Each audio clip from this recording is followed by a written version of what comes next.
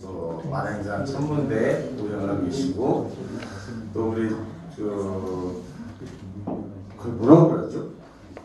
하늘을 쳐다보는 천문? 네, 천문에 대해서 굉장히 깊은 저력이신 분이시고 그렇습니다. 저도 깊게 소개는 잘 못 드리겠습니다. 오늘 강의를 1시간 반 정도 해주실 우리 장혜근 선생님을 소개해드리겠습니다. 그래서 뜨거워서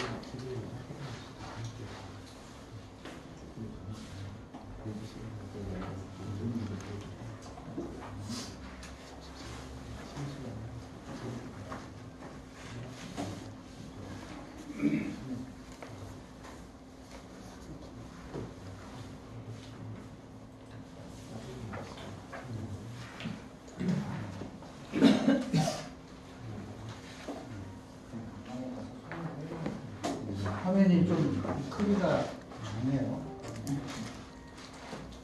다시 인사드리겠습니다.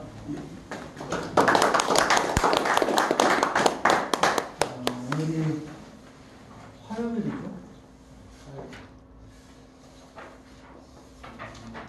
우리 동학농민기념사업회에서 이런 아카데미를 열어가지고 시민들에게 좋은 인문학 공간을 마련해 준 거에 대해서 감사드리고요.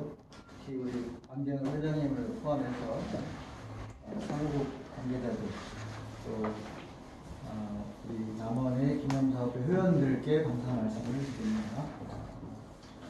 오늘 강의는 퀴즈를 시작으로 한번 해보도록 하겠습니다. 2019년인가요? 꽤 됐는데 김은숙 작가의 미스터 선샤인이라는 드라마가 있었습니다. 기억나시죠? 이 드라마가 전 세계적으로 퍼져가면서 우리 한국에 대한 인식을 다시 갖게 됐는데, 특히 그에 대비해서 일본이라는 나라가 한국에게 어떻게 속되게 표현하면 악랄하고 잔인하게 한국을 고통을 줬는 그런 부분이 전 세계에 알려지게 되죠.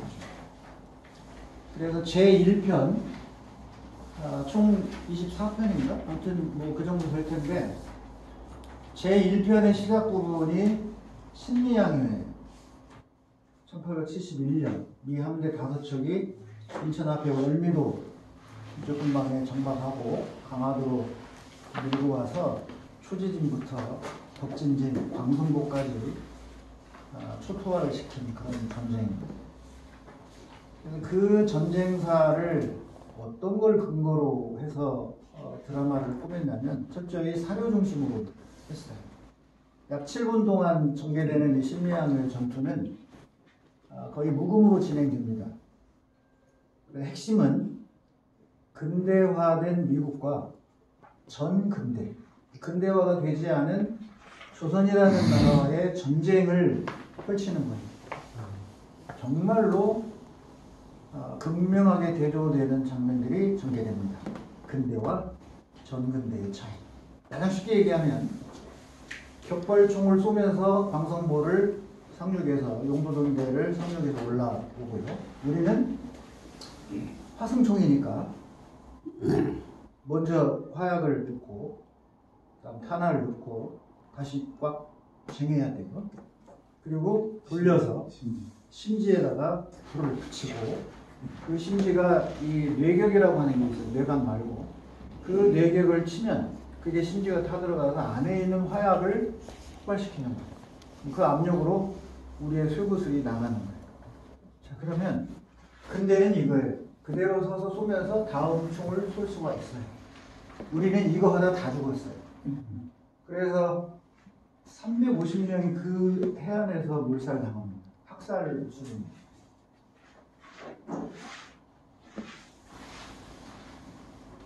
그때 그 기록이, 사료적 기록이 바로 그리스피스가 지은 은자의 나라 한국이에요.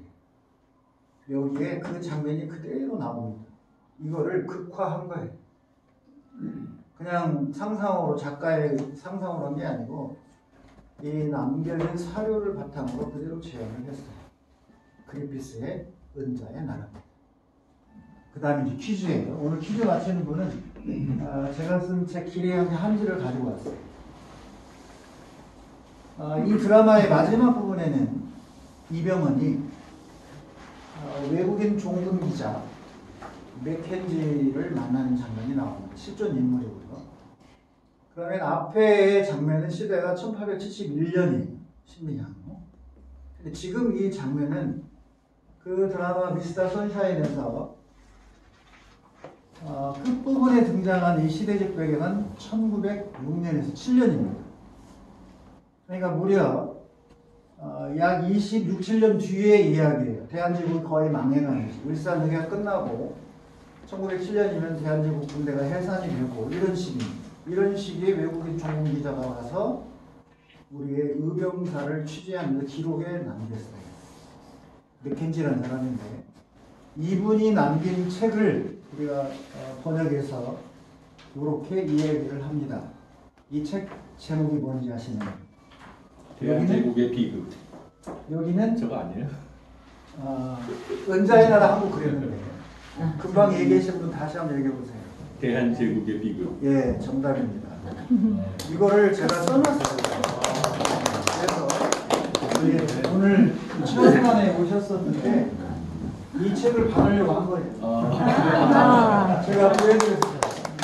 일단 수정판입니다. 감사합니다. 축하드립니다. 오늘 이 책을 받으시려고 또 오셨습니다. 눈치가 빠른 분은 이렇게 해요. 그렇습니다. 사실 드리려고 얘기한 거고. 그래서 그 책이 이렇게 대한민국의 비극이라고 해서 실려 있습니다. 이건 이제 신봉용 선생이 번역을 한 거예요. 그리고 은자의 나라 한국도 신봉용 선생이 번역을 했어요. 제가 이제 근대사, 우리의 의병사나 의병사죠. 이거를 연구할 때는 이 책을 많이 보고요. 또 강화도 안내할 때는 이 책을 근거로 해서 역사 이야기를 풀어나갑니다. 자, 그럼 이제 사실은 여기 주제가 저하고 좀 안 맞는데 원래 이제 제가 의병사를 우리 회장님 해달라고 해서 그러면 항일 의병전쟁의 전개와 그 과거 얘기하려고 저 여기 와 있는 거 아니고요. 과거 이야기를 토대로 미래 우리가 어떻게 갈 것인가를 얘기하려고 하는 거예요. 그러니까 늘 우리는 과거 이야기 속에 머무를 수가 있는데 그러지 말고 미래로 가자 됩니다. 저는 개인적으로 부건태학이라고 하는 것을 사업자를 등록해서 기획, 강연, 답사 이런 활동을 하고 있고요. 2014년부터 11년째 됐고요. 그리고 저의 직업은 명은 공간 스토리텔러입니다. 우리말을 아끼지 않아서가 아니고 딱히 우리말에는 이런 게 없어요. 그냥 공간 스토리텔러 하면 우리말로 하면 공간 이야기꾼 정도 될 것 같아요. 근데 이야기꾼이 던지는 의미와 스토리텔러가 전하는 의미는 달라요. 그래서 그냥 공간 스토리텔러라고 합니다. 자, 그럼 출발해 보겠습니다. 내가 안 넘어가니까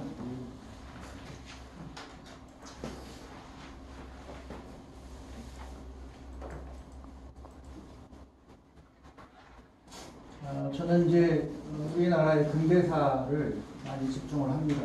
그 이유는 뭐냐면 이쪽으로 해야 제가 화면이 나올 것 같아요. 영상을 찍고 있어서 여러분들은 안 나오니까 걱정 안 하셔도 되고요.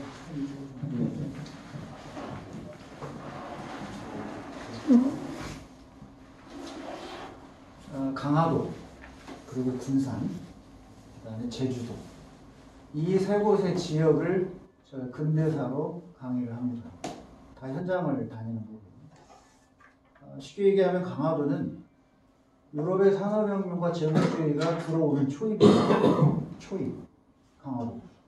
그러니까 당시는 항공이 아니라 증기선으로 왔으니까 그 증기선이 수도 한양을 가려면 강화도에서 월미곶 그렇게 해서 이제 김포로 돌아서 한강으로 올라가야 된단 말이에요. 그러니까 거기가 초입이에요. 인천 앞에 월미도가 정박지가 되는 거예요. 그럼 군산은 왜 제가 잡았냐? 일제강점기, 우리 대일항쟁기. 이 대일항쟁기에 민초들의 삶을 대변하는 곳이 물론 목포도 있고 인천도 있고 원산도 있고 부산도 있을 수 있지만 가장 순환과 수탈을 상징하는 곳은 군산이에요. 왜 군산이냐? 쌀 때문에 그런 거예요. 그 쌀이 모이는 곳이 군산이었잖아요. 그럼 쌀을 생산하는 곳은 우리 전라북도 서부 호남평야 전부입니다.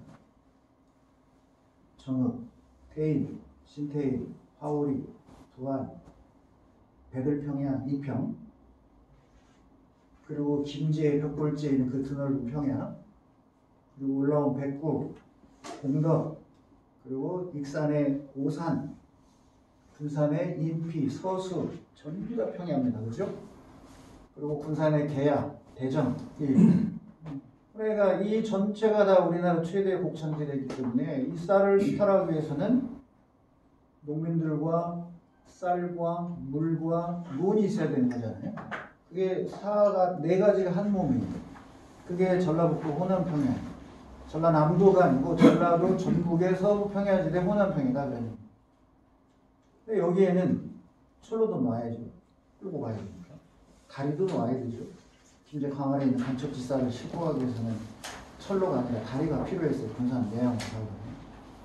그다음에 그런 철로, 도로, 기간산업, 상부에는 댐, 하부에는 저수지, 중간에는 수로, 이런 모든 것이 연결돼서 생산하는 게 쌀이죠. 그 쌀을 실어 가는 곳이 군산 내양이잖아요. 금강은. 그러니까 섬진강도 필요해서 연결되고, 동진강은 본강이고, 망경강도 본강이고, 금강도 지원하고, 섬진강도 지원하고. 그래서 이 전체가 하나의 수탈의 상징성이 되는 거예요. 그러니 군산에 사람이 모일 수밖에 없는 거죠. 신도시가 개발되는 군산에 우리 이 민초들이 모여들고 살아가는 곳이 바로 군산이에요. 그래서 소설 탕류도 중요성을 가지고 그 소설 아리랑도 한 부판이 군산이에요. 이렇게 되는 거예요. 그러면 이제 끝자락은 제주도 왜 삽니까? 제주는 태평양 전쟁의 마지막 전장터였어요. 실제로 전쟁을 치른 건 아니지만 준비는 다 끝냈어요. 만주에 가 있던 관동군 2개 사단이 제주로 내려왔고 일본에서 108여단, 96사단, 관동군에 있는 2개의 사단이 다 내려와서 58군이라고 하는 군단이 형성된 곳이에요. 제주가. 그래서 700개의 진지동굴이 형성이 됐고 마지막 전쟁을 거기서 하려고 했어요. 그러다가 히로시마 나가사키가 원폭 떨어지면서 제주도가 살아난 거죠. 그 태평양 전쟁이 끝나면서 제국주의가 형식적으로는 종언이 됩니다. 지금도 제국주의는 이어져 있습니다. 끝납니다. 그래서 제가 이렇게 이 근대사를 접근할 때 강화도와 군산과 제주도를 지역적으로 잡는 이유는 그들이 위로상으로 상중한데 사실은 시기적으로 근대화 시기에 이 제국주의 침략의 초입부터 시작을 해서 나라가 망한 대일항쟁기에 군산이 가는 상징성, 그리고 전 세계적으로 제2차 세계대전이 끝나면서 더불어 태평양 전쟁이 끝나면서 일본은 패망으로 가고 우리 이제 해방으로 넘어간단 말이에요. 그러니까 이런 전체의 과정이 우리의 근대사예요. 그런데 전쟁에서 승패로 따지면 우리는 졌어요. 그러나 저는 근대사를 그렇게 패한 걸로 해서 승패로 물리적으로 접근하고 싶은 사람이 아니고 이 시기, 흔히 강화도 조약이라는 조약을 우리가 근대화 시작이라고 학교에서 배우는데 그거는 잘못된 거고 여기 우리 동학농민 기념사업회의 회원들이시니까 저는 우리 근대의 출발을 동학사상부터 출발을 합니다. 이 자주적이고 능동적인 우리 근대사의 접근이에요. 그래서 제가 여기다가 불굴의 자주적 근대사라고 쓴 거예요. 일제강점기, 대일항쟁기가 우리가 져서 피해의식이 생길 수 있습니다. 그러나 그 시대에 우리 민족의 저항을 제대로 접근하고 전쟁을 제대로 접근하고 독립전쟁을 또 이 경술국지 이전에 16년간에 있었던 유병사를 제대로 짚어내면 그거는 피해가 아니라 자랑스러움으로 다가옵니다. 그래서 저는 직접 부딪혀서 극복합니다. 대일항쟁기가 됐든 뭐가 됐든.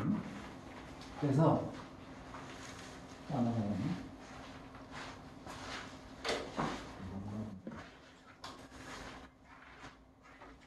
세 개의 축으로 제가 근대사를 얘기합니다. 우리의 근대사를 추격하면 저는 동학농민혁명, 동학으로부터 시작된 동학농민혁명, 그리고 항일의병전쟁, 경설국치 이후의 무력 독립전쟁, 이렇게 세 개로 나눌 수가 있습니다. 자주적으로 보는 거예요, 능동도. 이거를 다루어서 큰 고리로 쓴 책이 제가 길이의 한기 상하 1090쪽을 썼습니다. 이 책은 2005년, 제가 이제 역사 강의를 시작한 때가 2005년인데, 참고로 저는 본래 지구과학 전공자입니다. 과학교사였어요. 과학교사였기 때문에 역사 공부하는 데 더 좋았고요. 또 과학적 기반이 되기 때문에 역사를 해석하는 데도 좋았고, 또 한편 저는 무관 출신입니다. 장교로 나왔기 때문에 전쟁사나 또 이 근대사에서 무기열세 이런 여러 가지를 좀 더 깊이 있게 볼 수 있는 눈을 갖고 있었어요. 다 도움이 된 거죠. 여기 우리 김종길 남원 교과통합체험학연구회 회장님이 와 계신데 아마 본인이 나올 거예요. 텔레비전에 내가 나오면 정말 좋겠네 이런 노래도 있죠. 김혜영 선생도 나오고 최근동 교장 선생도 나오고 최성희 선생도 한번 나오고 제가 만든 용어예요. 동학을 넘어 통일혁명까지. 우리 남원동학도 남원동학농민 기념사학교가 앞으로 전개될 방향이 이 동학을 넘어서 통일혁명까지 가자고 자꾸 끌고 가야 됩니다. 우리 지역 내에서만 머무르지 말고 계속 나가야 돼요. 이거는 제가 2018년도에 동학의 본고장이라고 하는 전업에 교원 연수를 해서 본래 판문점까지 기획을 했어요. 그래서 만천국도 출발해서 그 혁명이 일어났던 곳을 지나서 3내 제2차 독립광장을 출발해서 2인으로 우금치로 그리고 서울 한강을 건너서 전문장군 동상에서 또 하나 탑골공원 탑골공원에 가서 의암 손병희 선생님을 만나는 게 목적이었어요. 손병희 선생님이 이제 잘 아시는 것처럼 3대 교주잖아요. 근데 이분은 동학, 의병, 독립운동 다 이어가신 분입니다. 상징성이 엄청 크신 분입니다. 제가 말한 근대사 과정에서 다 하셨으니까 대단하죠. 그래서 우리 독립정신의 뿌리가 의병사고 그 의병사의 뿌리가 동학이라고 하는 이 연계성 이거를 이어가는 상징적인 인물이 의암 손병희 선생님. 그래서 이렇게 이제 전업의 교원들 연수를 2018년도에 동학을 넘은 통일까지는 처음 만든 용어입니다. 우금치 다 가보셨습니까? 아실 거고. 그리고 바로 이 밤에 어두운 밤에 지금 뭘 하는 거냐면 여암 신경준 선생의 삼경표 대지도 있어요. 우리나라. 이 삼경표를 제가 3장으로 분해해서 인쇄를 했어요. 엄청나게 크게. 그래서 지금 전북영은 동상 앞에서 3장을 합체시키는 거예요. 분단된 쪼가리에 이 한반도를 다 이자, 동서, 남북으로 쪼개진 다 사상, 이념 이런 걸로 쪼개져 있는데 다 이자, 이어서 전북영은 앞에서 우리가 세레모니를 하자. 그래서 의식행위를 했어요. 하고 나서 저 엄청 해보겠습니다. 볼까요? 이 세토막에 어디 큰 지도를 합체해가지고 받치고 이 동상 앞에서 첫날 연주를 마무리한 모습입니다.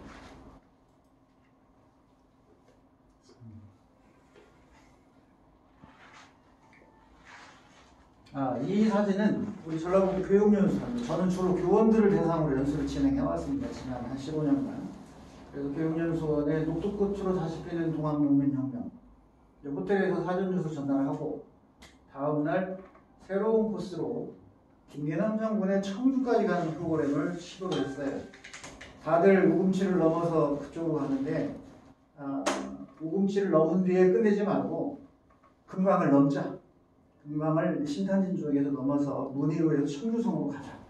그런 아이디어를 내서 이 대 40명의 교원들과 함께 청주성으로 가는 프로젝트입니다. 자, 이거는 지금 2023년도에 제가 하고 있는 이 동포후원사업회 한민문화공동체 후원회라고 하는 조직이 있는데요. 이 조직에서 해외 동포나 국내 거주 동포 사회를 후원하는 일을 하고 있습니다. 지금 14년째 하고 있는데 그 회에서 후원자들을 위해서 우금치를 넘어서 홍주성까지 가는 프로그램을 운영했어요. 홍주성, 의병의 꽃입니다. 그리고 홍주의 동학도 상당히 유명합니다. 여기는 2인 초등학교예요. 홍주. 2인 전투는 전국윤 장군이 이끌고 가던 주력 부대가 승리를 한 곳입니다. 1894년 10월 21일부터 23일 사이에 공주의 뒤에 그 당시 충청 감영이 있던 뒷산까지 점령을 했다가 일본군이 이제 급파되면서 세력의 균형을 잃고 후퇴하게 되는데 제1차전은 승리를 했어요. 동학군이. 그래서 공주성 뺑 불러서 판치, 그 다음에 지금의 세종의 남서쪽에 있는 대교, 장군면이 있는데요. 거기는 이제 손병희 장군이 갔고, 그 다음에 오른쪽 판치로는 제2대가 갔고, 그리고 왼쪽 2인을 통해서 공주의 서쪽으로 간 게 이제 전국윤 장군의 주력 부대였어요. 그 2인 전투가 승리한 곳이에요. 여기가 2인 초등학교 자리입니다. 가보셨죠? 여기? 우금치에 말 없이 서 있는 저 공모. 지금 그 혁명탑 앞에서 참배 운영하고 있는 장소인데 이건 군산교육청 부원전수를 강화도까지 갔을 때 이 동학 기행을 강화도로 갔어요. 왜 강화도로 가냐? 임진각 쪽이 막혔어요 당시. 그래서 할 수 없이 북한을 볼 수 있는 한강을 넘어서 강화도 제적봉 평화전망대에 가서 통일영원 기원을 하고 내려온 프로그램입니다. 자, 이게 바로 아까 그 40명의 전국교육연수원의 동학기행단이 청주에, 이거는 남석교라고 하는 곳이에요. 지금은 이제 매립이 돼서 시장동 안에 있지만 여기가 남석교입니다. 여기를 김계남 장군이 점령을 했어요. 그리고 북쪽으로 더 들어가면 이제 청주성에 청남문이 나와요. 그 남문 앞에 섰을 때 이쪽 방향에 있었던 일본 군주의 1소대의 병력도 안 되면 측지를 엄호하는, 당시 1894년에 일본은 이미 1905년 그 을사늑약이 맺어진 12월 그 해에 12월 31일 날 경부선이 이제 개통이 되는데 그 전에 이미 10년 전에 이들은 비밀리에 이 동학혁명 당시에 측지반을 투입해서 다 조사를 끝냈습니다. 그래서 김계남 장군이 맞닥뜨린 이 청주성의 일본 군대는 주력 부대는 공주성에서 공주 우금치에서 전국윤 장군과 일본 주력 부대가 다 붙어 있는 거고, 여기는 이 김계남 장군을 막기 위해서 있었던 부대가 아니라 이 비밀리에 측지 작업을 벌이고 있는 이 측지 부대를 엄호하는 부대였어요. 이렇게 소대 미만 약 20명 정도 되는 그들과 맞닥뜨린 거예요. 우연하게. 그래서 전날 정보가 이 혁명군이 온다는 걸 알고 성 안에 들어와서 관군하고 막으려다가 어마어마한 부대가 온다는 걸 파악하고 그 일본군 소위는 근대식 병법을 배웠으니까 나온 겁니다. 거기 있으면 고립된다는 걸 알고. 그래서 나와서 지금의 서원대학교 자리, 충북여고 자리가 동산이에요. 밑에 청주성을 다 내려다보면 그곳에 매복을 한 겁니다. 그래서 김계남 장군이 이 대교 남석교를 통과해서 청주성의 남문에 도착했을 때 바로 사격을 한 겁니다. 그때 사격이 바로 이 스나이더라는 총이에요. 근대식 총. 사거리가 거기까지 갔습니다. 600m 되는. 그 얘기를 한번 모르고 그리고 1년 있다가 다시 이제 전국교육지원청에 교감 선생님들을 또 해달라 해서 1년 뒤에 다시 시작을 했습니다. DMZ까지 갔어요. 보이죠? DMZ입니다. 그런데 여기에 이 장면을 주목해 주세요. 외국인들이 DMZ 앞에서 관광하면서 찍은 사진입니다. 이들 중에 관광 온 중에 나라들이 우리를 이 근대화식에 짓밟았던 나라들이에요. 이 사진이 보여주는 의미가 상당히 큽니다. 그들이 관광으로 와요. 100여 년 전 근대화 시기에 우리를 이렇게 만들어 놓고 지금은 관광으로 온다. 이런 걸 보면서 우리는 참 씁쓸함하고 빨리 극복해야겠다는 생각을 갖죠.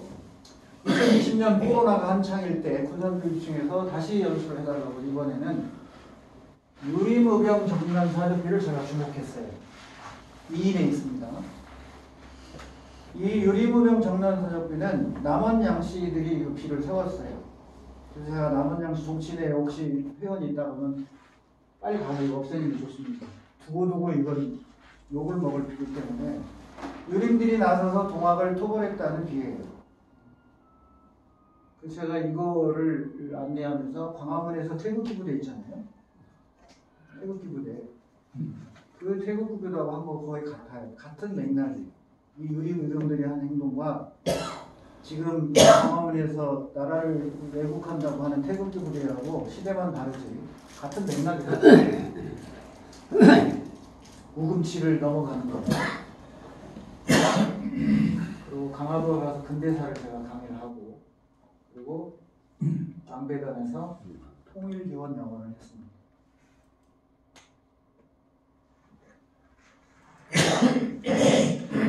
자, 우리 남원교과연구회가 등장했습니다.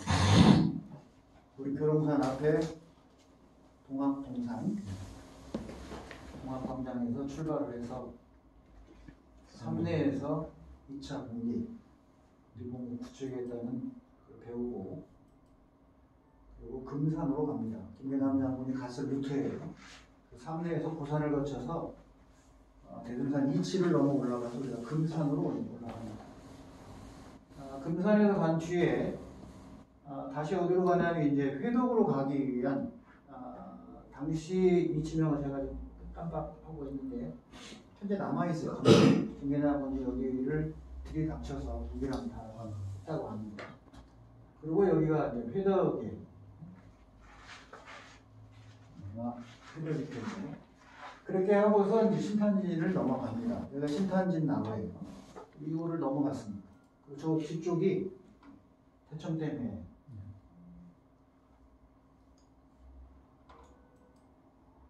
자, 이렇게 넘어서 문위로 올라가는 거예요. 문위로 올라가면 이제 청주로 가는 거예요.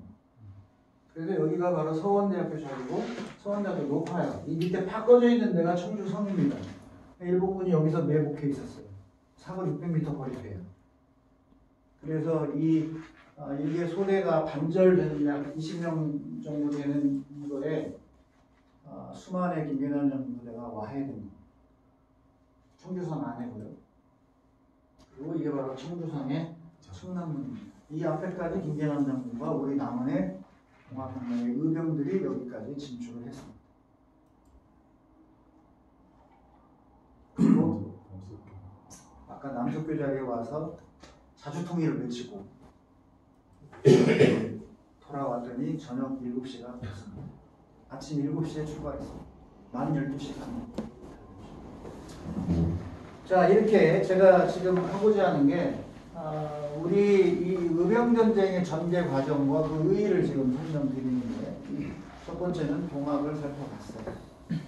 그래서 1860년 4월 5일 수훈 선생이 극도한 힘내서 해월 선생이 30년을 동학교도를 수십만으로 늘리고 그리고 순교한 지 34년 뒤에 일어난 동학농민혁명 물리적 전개 과정입니다. 그 전개 과정의 일부를 제가 이제 보여드린 거고 이제 이 동학농민혁명이 찾아들고 그 다음에 이 1895년 을미 사변이죠. 명성황후 사례. 그 이후부터 이제 의병사가 본격적으로 전개가 됩니다. 올해 15년간. 그 부분을 좀 살펴볼게요. 이거는 이제 노사학파입니다. 노사는 기정진 선생이에요. 이 기정진 선생은 우리 순창 폭풍에서 태어나셨어요. 북흥의 구수마을, 구수동 거기서 태어나셔서 17살까지 깨우침을 거의 한 뒤에 선대의 고향인 장성으로 갑니다. 전라남도 장성에서 바로 이 후학들을 양성하게 돼요. 그래서 이들의 문화생들이 바로 이 호남, 서남 쪽 그리고 지리산을 배경으로 항일 무장투쟁을 벌이게 되는 겁니다. 아까 그게 2014년도에 제가 안내한 거고 이제 2015년도입니다. 다시 녹천 고강순과 대천 황현을 따라가면서 경에서 이제 전북의 정지 이석용 의병장이라든지 해산 정경 의병장이라든지 우리 남원의 양암규 의병장이라든지 순창의 양춘영 그 다음에 이 복흥 일대의 김상기 그 다음에 최영찬인가요? 이런 분들 의견 그리고 지난해 무주의 신명선이라든지 문태서라든지 이런 우리 이 전라북도의 의병장들을 함께 기리기 위해서 이제 이 프로그램을 만들어서 1박 2일 같이 돌았고요. 그 다음에 이제 경기 강원권은 화사학파예요. 화사는 이학노 선생을 말합니다. 그래서 우리나라의 이 19세기 후반에 성리학이 이제 해체되는데 성리학 사고가 해체될 때 이 성리학도 전통적인 그런 성리학이 아니라 이제 서양과 외세, 그러니까 종교로 말하면 이제 서학이 들어오고 또 외세로 말하면 이제 유럽의 나라들이 침탈해 오고 또 이 서양과 같은 맥에 있는 일본이 이제 쳐들어오면서 성리학도 거기에 대해서 변합니다. 그 변해서 나타나는 게 대표적인 유정척사예요. 이 유정척사 사상으로 무장한 보수파들, 그들의 무장 항쟁이 대표적인 게 누구냐? 경기 강원도에는 화사학파고요. 호남에서는 노사학파가 되는 겁니다. 그러니까 이런 성리학의 해체와 거기에 대응해서 외부 충격에 대비해서 우리가 발빠르게 대응한 논리를 만든 성리학자들입니다. 이게 화서 이학노고 노사 기정준이라고 보시면 되고요. 그래서 이거는 바로 이제 양평 춘천 일대로 찾아가는 기획입니다. 그래서 화서 이학노 선생의 문화생들이 대표적인 분이 바로 의암 유인성, 면함 최익현, 내노라는 분입니다. 그리고 이 병인양요 때 1866년 프랑스가 쳐들어왔을 때 제주도에 제주 목사로 있던 양헌수 들어보셨죠? 양헌수 장군. 그 양헌수 장군도 바로 이 화서 이학노 선생의 제자입니다. 그래서 그가 바로 수도 서울로 와서 강화 해협을 건넌 뒤에 정독산성에서 매복을 해서 프랑스 군대를 무찌르죠. 그게 바로 양헌수 장군인데 그 양헌수 장군도 화서 문화생. 양헌수, 김평무, 유중교, 여기 있는 최익현, 의암 유인석 이분들이야말로 대한제국을 상징하는 선비들인데 그들이 무장한 이론이